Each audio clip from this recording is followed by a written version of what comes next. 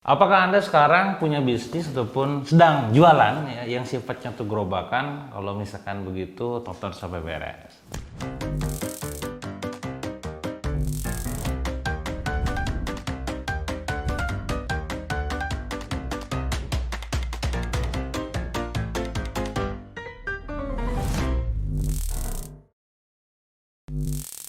Oke teman-teman, jadi banyak banget yang request di kolom komentar setiap video saya yang ditayangkan di YouTube pastinya. Kang, share dong gimana caranya kita sebagai pedagang kaki lima yang jualannya tuh gerobakan bisa scale up dan bisa tumbuh gitu ya secara jualannya ya. Jadi gini, pada dasarnya kita harus cek dulu nih apakah itu adalah bisnis Anda dalam artian hanya itu saja, atau sebenarnya bisnis model Anda itu adalah tentang Anda membangun gerobak yang banyak.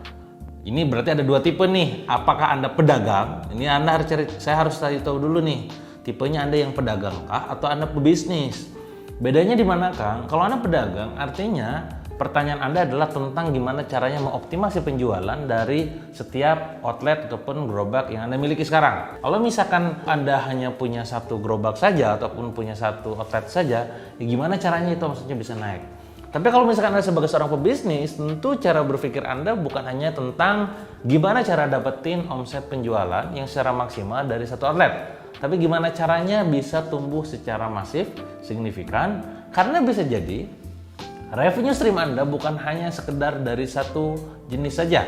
Ya, kalau saya boleh katakan bahwa kalau misalkan Anda pedagang, yang artinya adalah Anda berjualan, Anda setiap hari Anda ya jualan di situ, buka siang, tutup malam ataupun buka pagi, tutup sore dan sejenisnya, maka revenue streamnya kalau boleh saya tebak maka kemungkinan hanya satu. Apakah itu dari penjualan produk? Tapi kalau misalkan Anda sebagai seorang pebisnis, ya artinya sudut pandang Anda gak hanya sekedar Anda yang jualan langsung. Bisa saja Anda mendelegasikan tim Anda ataupun staf Anda ataupun karyawan Anda untuk melakukan eksekusi berjualan setiap hari. Nah, maka revenue streamnya kadang bisa jadi bukan cuma sekedar penjualan produk, tapi apa saja yang bisa terjadi penjualan dari bahan baku, apalagi dari lisensi, dari franchisee, gitu, dari franchise-nya, gitu kan. Apalagi dari sudut pandang yang lain, revenue stream yang lain bisa dioptimalkan. Sekarang saya bahas satu persatu ya.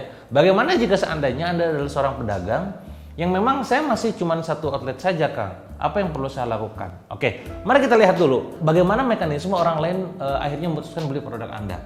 Katakanlah Anda jualan bakso, ataupun katakanlah Anda jualan seblak, ya, jualan mie misalkan, atau jualan minuman, atau jualan apapun yang sifatnya itu gerobakan yang samping jalan kaki lima.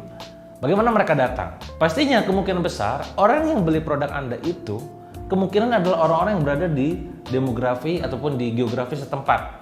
Jadi localized. Kalau misalkan saya sekarang tinggal di Bandung, kemungkinan besar di daerah katakanlah di Antapani, maka orang-orang yang akan beli produk saya ini, bakso saya ini adalah orang-orang yang ada di dalam sekitar saya. Jarang rasanya orang-orang luar jauh, misalkan orang Purwakarta, orang Subang, orang Lembang dan segala macam datang, kecuali hanya sekedar mampir. Maka di sini kita perlu definisikan siapa pelanggan ideal kita. Kenapa? Karena pada dasarnya bisnis itu dibangun atas dasar pelanggan, bukan hanya sekedar pembeli yang cuma beli satu kali saja. Bentar, ini saya perlu definisikan dulu. Ada yang namanya pembeli, ada yang pelanggan. Bedanya apa, Kang? Kalau pembeli itu cuma beli satu kali doang. Misalkan saya adalah orang Bandung gitu ya, tiba-tiba ada orang yang jualan bakso di Purwakarta ataupun di Jakarta, terus saya ke sana, ke Jakarta, terus saya beli, tapi saya nggak balik lagi. Saya bukan pelanggan, saya cuma pembeli doang. Yang kebetulan saya ke Jakarta dan saya makan bakso di sana, di tempat Anda, betul? Nah, bisnis tidak dibangun atas dasar demikian, karena kalau begitu ya capek terus, gak sustain. Maka kita perlu definisikan, Anda perlu definisikan siapa pelanggan ideal Anda. Dalam hal ini, kalau Anda jualan bakso, jualan mie ayam, jualan apapun, berarti adalah orang-orang yang berada di lingkungan sekitar Anda, jarak misalkan 3 km ataupun 5 km maksimal. Yang mereka bisa datang menggunakan motor ataupun katakanlah pakai mobil atau mungkin bisa jadi lewat ojol gitu ya. Nah, itu yang menjadi ideal. Nah, artinya ketika Anda sudah mendefinisikan pelanggannya, oh ternyata pelanggan saya adalah orang-orang yang ada di daerah sini. Nah, tinggal kasih treatment. Ya, contoh saya ambil studi kasus ya. Salah satu outlet saya adalah yang bergerak dalam dunia F&B adalah Drink In. Drink In ini adalah sebuah bisnis yang baru saja kita launching beberapa bulan yang lalu, dan itu kita launching di daerah Bandung, tepatnya di Mall PVJ. Ya. Kalau misalkan Anda jadi saya, bagaimana cara Anda melakukan optimasi penjualan? Ingat siapa pelanggan idealnya, Pelanggan idealnya adalah pengunjung mallnya. Pertanyaan saya adalah, apakah pengunjung mall tersebut itu pasti? Padahal kalau misalkan kita bicara F&B, itu kekuatannya adalah justru di repeat order yang bisa jadi lebih dari 1 kali dalam 1 minggu. Misalkan dalam seminggu 7 hari, bisa jadi hari Senin beli, Selasa beli, Rabu enggak, Kamis enggak, Jumat beli lagi. Tapi kan kalau pengunjung mall itu kan orang datang ke mallnya mungkin seminggu sekali. Bahkan kalau untuk positioning tertentu, untuk dalam hal ini konteks ini adalah PVJ, itu bisa jadi sebulan cuma beberapa kali doang. Dan rata-rata pengunjung bukan orang Bandung gitu kan. Nah maka saya berputar kepala nih, otak ini muter gimana caranya menjadi punya pelanggan yang tetap. Maka pelanggan tetap kita justru adalah saya instruksikan ke tim saya untuk bisa menyasar para karyawan ataupun staf, para orang-orang yang bekerja di VVJ itu sendiri. Dari mulai karyawan setiap outlet dan apapun itu yang pengen dia minum, makan pas istirahat siang ataupun sore, dia bisa mampir ke tempat kita. Itu yang pelanggan utamanya. Nah baru yang pelanggan keduanya adalah orang yang datang sengaja, itu yang kita kampanyekan keluar. Nah apa insight aha momennya buat Anda sekarang pedagang kaki lima gitu ya. Nah kalau Anda jualan misalkan di titik tertentu gitu ya, nah pasti kan orang-orang yang ada di sekitar Anda itu nextnya akan menjadi pelanggan Anda.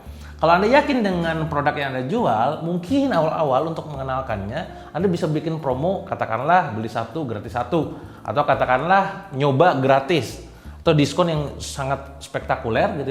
Tujuannya sebenarnya satu, untuk mendapatkan leads, mendapatkan orang-orang yang pernah nyoba. Ya, jadi nomor 1 aha moment buat Anda adalah bikinlah sebuah aktivitas yang bisa menarik orang lain agar nyoba dulu. Nah yang kedua teman-teman semua, Anda harus pastikan produk yang Anda jual itu benar-benar bisa ngangenin. Bikin repeat ordernya itu tinggi. Karena kalau misalkan makanan ataupun minumannya nggak ngangenin, nggak enak gitu ya, dan nggak layak untuk dibeli lagi, ya Anda kehilangan pelanggan potensialnya.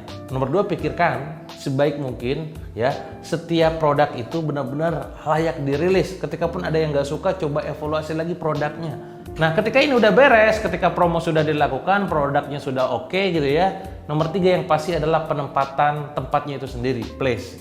Jadi kalau kita balik ke teori marketing mix yang jadul itu, promo tadi yang nomor 1, yang kedua adalah tentang bagaimana Anda melakukan optimasi penjualan di repeat ordernya tadi gitu ya. Yang ketiga adalah tentang tempatnya. Pastikan tempatnya benar-benar strategis ya. Karena kalau enggak ya gimana? Nah, satu poin lagi yang bisa saya sampaikan kepada Anda adalah ada yang namanya aktivitas flywheel. Mungkin sebagian dari Anda mungkin pernah dengar istilah ini gitu ya. Apa itu? Sederhananya gini. Ini cocok buat teman-teman UMKM terutama yang jualan di kaki lima. Dengan cara apa? Keywordnya adalah di customer experience. Jadi pada saat orang makan, orang minum gitu ya, berikanlah customer experience yang memang mudah diingat sama mereka. Kalau Anda lemah di produk, ya nggak bisa menghasilkan wow produk, maka Anda pastikan servisnya wow gitu. Wah gila ini servisnya, wah ini banget, pelayannya bagus, bikin kita nyaman dan segala macam. Sehingga nantinya itu bakal balik lagi ke Anda gitu. Maka silakan hadirkan aktivitas-aktivitas, pikirkan sesuatu yang memang bikin orang lain berkesan. Yang orang lain pada saat ngalamin itu tuh kayaknya gue pengen balik lagi gitu. Walaupun Anda kaki 5 katakanlah, tapi mental Anda bintang 5 gitu kan.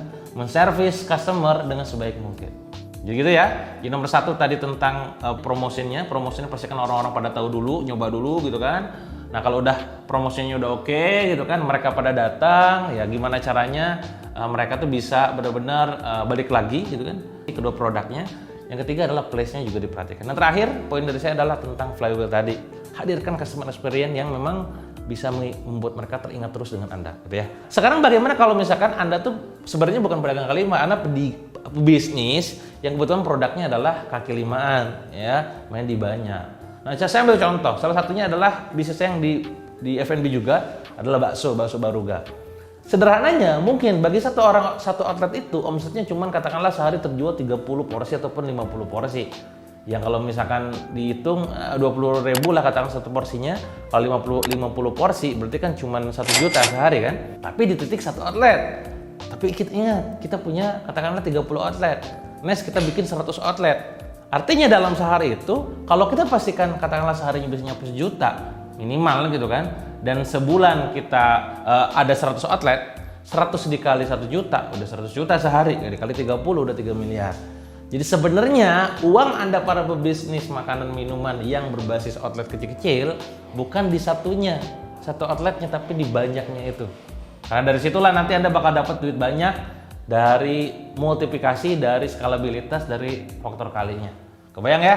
Jadi kalau Anda berbisnis makanan, minuman yang sifatnya untuk kaki lima, pikirkan tentang skalabilitasnya. Nanti bakal ada isu tuh, Kang, saya mau pakai cabang atau mitra dan sejenisnya, silakan Anda pikirkan sendiri. Ada konsekuensinya masing-masing. Mungkin di next video kita bahas juga itu ya. Itu aja mungkin untuk tips bisnis kali ini. Kalau misalkan Anda suka dengan video-video saya di bedah bisnis ataupun di tips bisnis, jangan lupa untuk subscribe, kasih like juga, kasih komen juga. Dan kalau request juga monggo ya, komen aja di kolom komen, nanti akan saya bahas di video berikutnya. Terima kasih, sampai jumpa di video berikutnya.